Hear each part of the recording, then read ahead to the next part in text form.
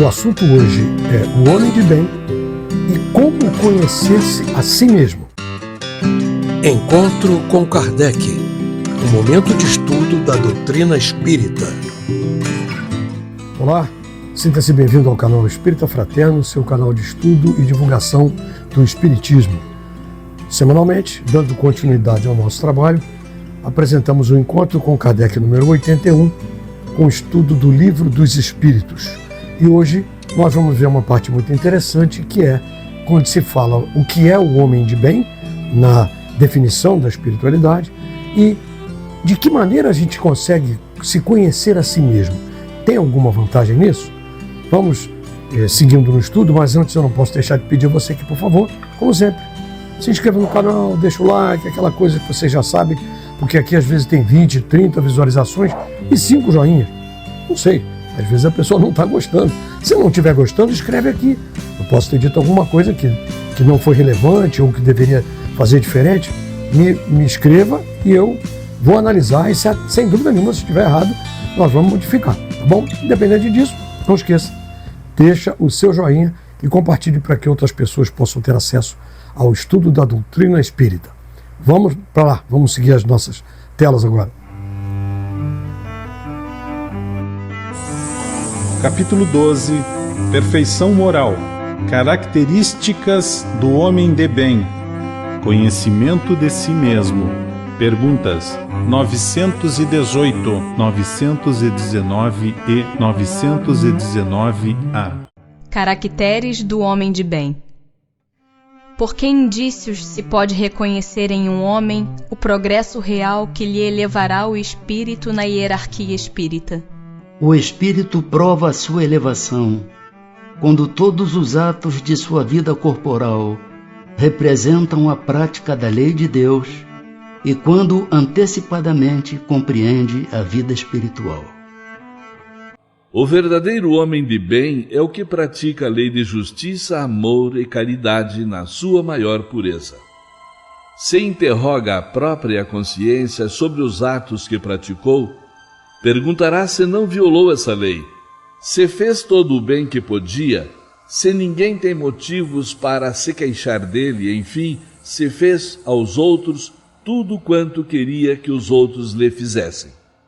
Imbuído do sentimento de caridade e de amor ao próximo, faz o bem pelo bem, sem esperar recompensa, e sacrifica seus interesses à justiça. É bondoso, humanitário e benevolente para com todos, porque vê irmãos em todos os homens, sem distinção de raças nem de crenças. Se Deus lhe concedeu o poder e a riqueza, considera essas coisas como um depósito, de que deve usar para o bem, e disso não se envaidece, por saber que Deus, que lhe deu tudo isso, também poderá retirá-los. Se a ordem social colocou outros homens sob a sua dependência, trata-os com bondade e benevolência, porque são seus iguais perante Deus.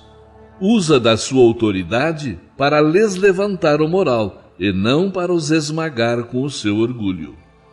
É indulgente para com as fraquezas alheias, porque sabe que ele mesmo precisa da indulgência dos outros, e se lembra dessas palavras do Cristo: aquele que estiver sem pecado, atire a primeira pedra. Não é vingativo. A exemplo de Jesus, perdoa as ofensas, para só se lembrar dos benefícios, pois sabe que será perdoado na medida em que houver perdoado. Respeita, enfim, em seus semelhantes todos os direitos que as leis da natureza lhes concedem, como gostaria que respeitassem os seus. A doutrina espírita nos ensina a progredirmos moralmente para chegarmos a ser homens de bem. Agora um detalhe. É claro, o livro foi escrito em 1856. O mundo era muito mais machista do que é hoje. Então, tudo que se referia à humanidade se falava o homem. E até hoje não é um pouco assim, né? Mas no caso, quando se fala homem de bem, é homem e mulher de bem. É o homem como um ser humano, enquanto ser humano. Nesse sentido, nós podemos dividir esse conceito de ser humano de bem em 3 aspectos. O primeiro aspecto, se assim a gente pode chamar de aspecto, é um conjunto de conceitos e atitudes que são o trabalho, a solidariedade e a tolerância.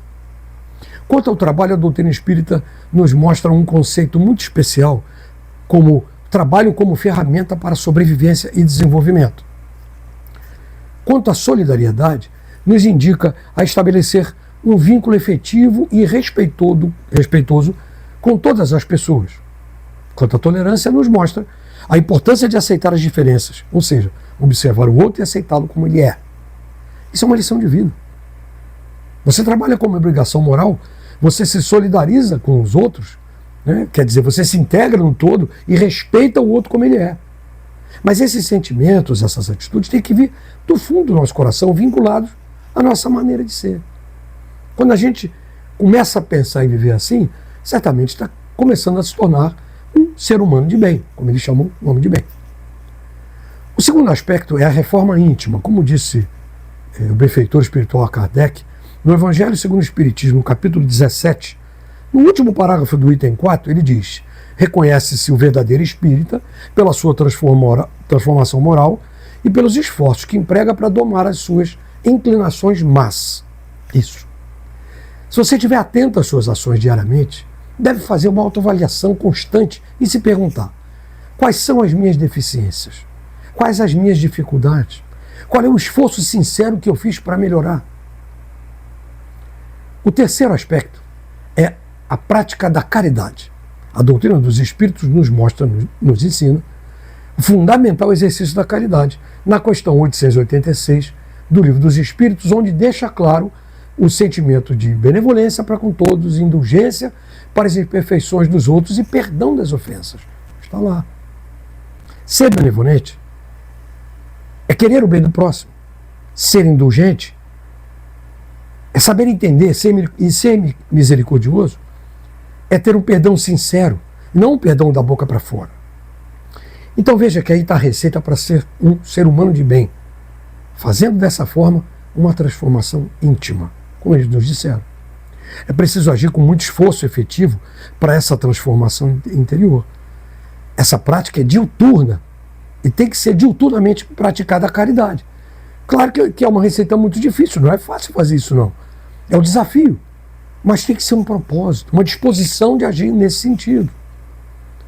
Nós somos destinados a ser homens e mulheres de bem, tal como esses caracteres que foram apresentados no texto. Para evoluir, nós reencarnamos para procurar sempre melhorar. Vamos continuar? Conhecimento de si mesmo. Qual o meio prático mais eficaz que tem o homem de se melhorar nesta vida e de resistir à atração do mal?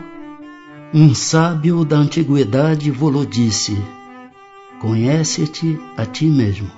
Conhecemos toda a sabedoria desta máxima, porém a dificuldade está precisamente em cada um conhecer-se a si mesmo. Qual o meio de consegui-lo? Fazei o que eu fazia quando vivia na terra. Ao fim do dia, interrogava minha consciência, passava a revista ao que fizera e perguntava a mim mesmo se não faltara a algum dever, se ninguém tivera motivo para de mim se queixar. Foi assim que cheguei a me conhecer e a ver o que em mim precisava de reforma.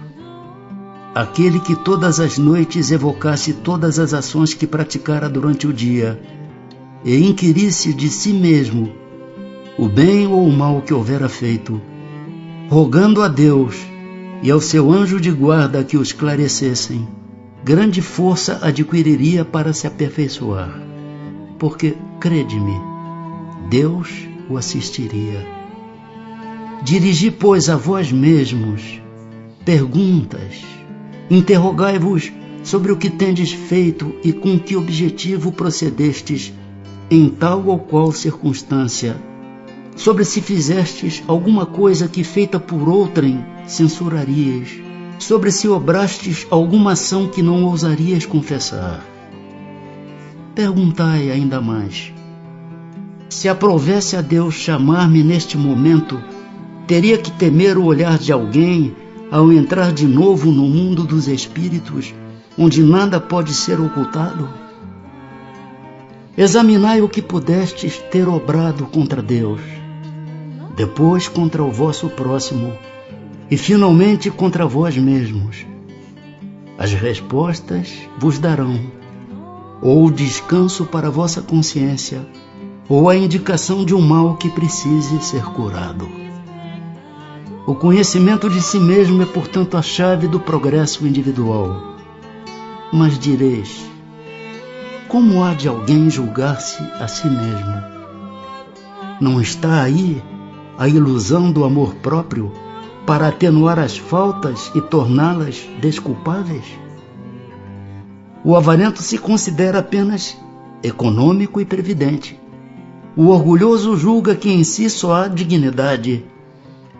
Isto é muito real, mas tendes um meio de verificação que não pode iludir-vos.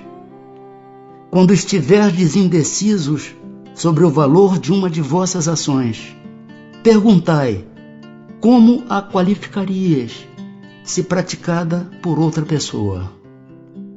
Se a censurais noutrem, não na podereis ter por legítima quando fordes o seu autor, pois que Deus não usa de duas medidas na aplicação de sua justiça.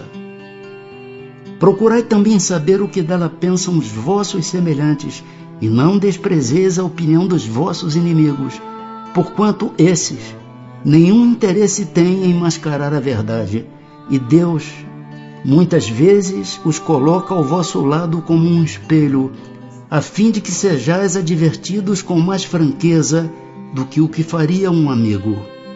Indague consequentemente a sua consciência. Aquele que se sinta possuído do desejo sério de melhorar-se, a fim de extirpar de si os maus pendores, como do seu jardim arranca as ervas daninhas.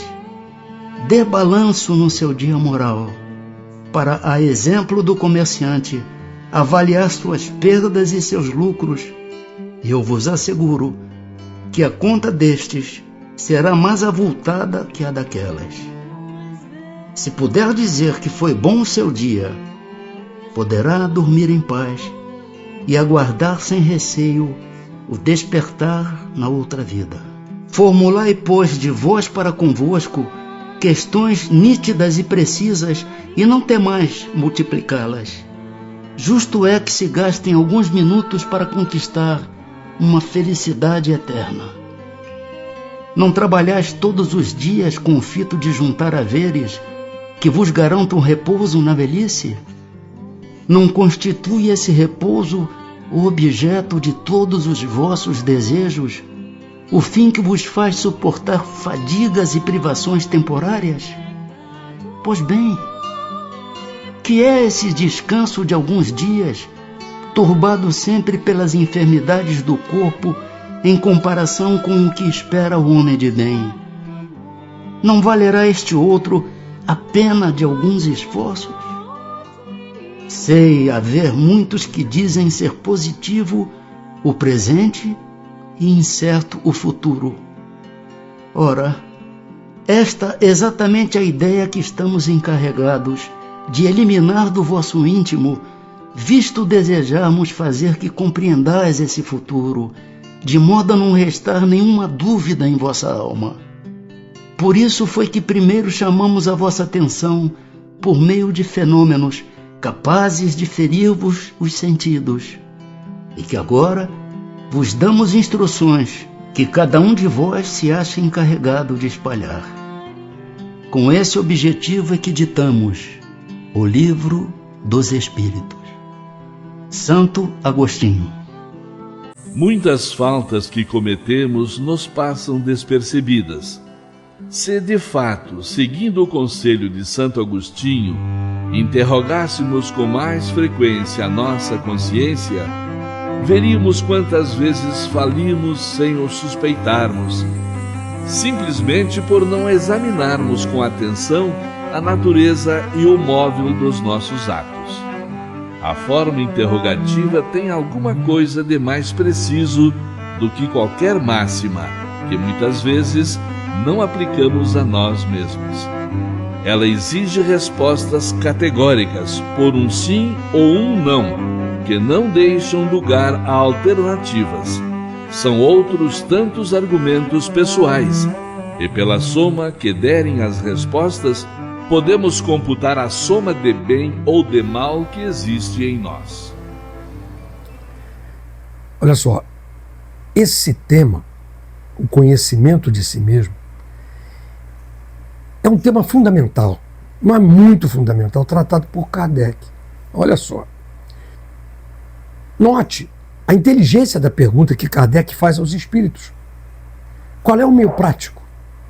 Mas por que meio prático? Porque ele não quer teoria. Ele já deu a teoria nos capítulos anteriores. Então, toda a teoria sobre a moral, sobre as leis morais, já foram apresentadas. Ele agora está procurando um meio prático. Mas ele não quer um meio prático qualquer. Veja que ele pede um meio prático mais eficaz. Mas o que significa isso? Por que um meio prático mais eficaz? A eficácia de alguma coisa é quando o que se está fazendo ou o que vai ser feito leva a um resultado que se pretende chegar, a um resultado esperado. Então, os espíritos responderam para ele que, como disse um sábio da antiguidade, conheça-te a ti mesmo. Mas Kardec pediu um meio prático. Essa resposta que ele deu é uma máxima muito grandiosa, mas ele pediu um meio prático.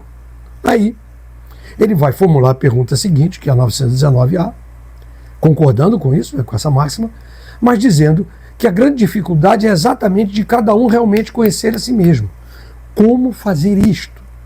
Como é que eu faço para me conhecer? Qual a estratégia? Qual é o meio para fazer isso? Porque ele quer um meio prático, algo que nós possamos praticar. Veja a importância da questão 919A. Então, se apresenta para responder um espírito que praticou essa ação. Isso aqui é muito importante. Ele praticou, ele aprendeu a fazer isso. Ele experimentou. Logo, evidentemente que ele tem autoridade e propriedade para dar a resposta, para dizer. Certamente, quando ele praticou isso, ele era um espírito imperfeito, como nós, porque se fosse um espírito bom, quer dizer, evoluído na escala espírita, ele não precisaria fazer isso, se conhecer, né?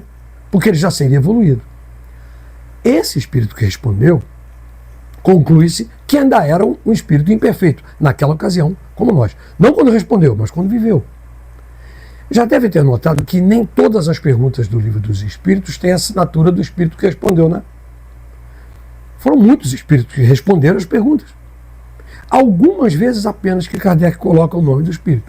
Outras vezes ele não coloca. Nesse caso aqui específico, a assinatura apareceu. Quem assina é o espírito Santo Agostinho. Ele foi um grande filósofo da história da humanidade e até hoje é muito estudado nos cursos de filosofia, coisas do tipo, né? O Santo Agostinho tinha o nome de Aurélio Agostinho e ele foi bispo de Hipona. Viveu no século IV depois de Cristo, quer dizer, 300 e tantos anos depois de Jesus. Quer dizer, ele teve essa experiência 1500 anos antes da publicação do Livro dos Espíritos. Né? Então Santo Agostinho deu a resposta e ele disse para se fazer o que ele fazia nessa época quando ele viveu na Terra. Por isso ele tem autoridade para falar. Ele praticou isso. Não é uma coisa que você vai praticar de vez em quando. É para ser feita todo dia, no final do dia, como ele fez, como ele nos orientou, em todos os dias da sua existência. E isso ele fez há 1500 anos antes do Livro dos Espíritos, repetindo. No fim do dia, ele interrogava a sua própria consciência, conversando consigo mesmo, e perguntava a si mesmo se tinha feito algum mal ou se tinha deixado de fazer o bem em algum momento. Será que eu faltei algum dever hoje? Algo que eu deveria ter feito e não fiz? Será que alguém teve algum motivo para se queixar de mim? Eu dei motivo para que alguém se queixasse de mim? Falasse mal de mim? Olha a importância desse diálogo. É você com você mesmo. Foi assim que ele realmente chegou a se conhecer e a ver o que nele precisava reformar, precisava modificar. Conversando com a própria consciência, buscando identificar em si mesmo os defeitos, os erros, as condutas equivocadas que ele tenha tido naquele dia. Agora, com absoluta sinceridade, intimamente, sem querer enganar a si mesmo, né? Sem hipocrisia, e pedindo a Deus e ao seu anjo guardião que o esclarecesse. Detalhe, eu fiz esse comentário no encontro anterior sobre a eficiência da prece. Inúmeras vezes nós esquecemos que temos um espírito protetor, que muitos chamam de anjo de guarda, e que esse espírito, que é sempre um espírito mais evoluído do que nós, ele nos apoia, nos orienta, tem a missão de nos ajudar no processo evolutivo. E se é missão, evidente, é concessão de Deus. Você queira ou você não queira, goste ou não goste, você tem um anjo guardião, um espírito protetor, ligado a você, e você pode consultá-lo 24 horas por dia, 7 dias por semana. A gente pode pedir ajuda para identificar os nossos defeitos, pedir forças para combater esses defeitos e pedir orientação para saber o que fazer muitas vezes. Agora, tem uma coisa, vai muito da sua intenção, porque se por outro lado ele pode te dar sempre uma série de conselhos e você não prestar atenção, porque não é conveniente para você, né? Ele pode estar te dizendo ali, olha, você está sendo vaidoso, egoísta, mas você não quer ouvir isso. Aí você finge que não escuta ou não percebe. Mas a orientação existe o tempo todo. Basta que a gente preste atenção. Em resumo, conhecer a si mesmo significa analisar profundamente as suas ações e trabalhar para corrigi-las. Experimente fazer isso. Vai comprovar que, mesmo sem perceber, estará dando um grande passo para a sua própria evolução. Uma sugestão? Veja novamente aqui a resposta da questão 919A. Mas veja com os olhos benevolentes, olhos de quem quer realmente evoluir, ser uma pessoa melhor, e vai identificar se você fez o que ele está indicando. E vai ver a grandeza das palavras de Santo Agostinho. Bem, esse tema que nós acabamos de ver encerra o último capítulo da terceira parte do Livro dos Espíritos, que fala sobre as leis morais. O objetivo dessa terceira parte, dela toda, é fortalecer as orientações como o homem deve comportar-se para ter uma vida mais feliz. Por isso, as leis morais que procuram regular e orientar a vida de todos nós. Minha gente, agradeço mais uma vez estarem aqui acompanhando o nosso estudo e eu convido para a próxima semana também continuarmos com o estudo no encontro número 82. Não se esqueça, deixa o joinha, compartilhe o vídeo com outras pessoas, se inscreva no canal se não for inscrito, ajude a divulgar a doutrina dos espíritos. Muito grato, fiquem na paz.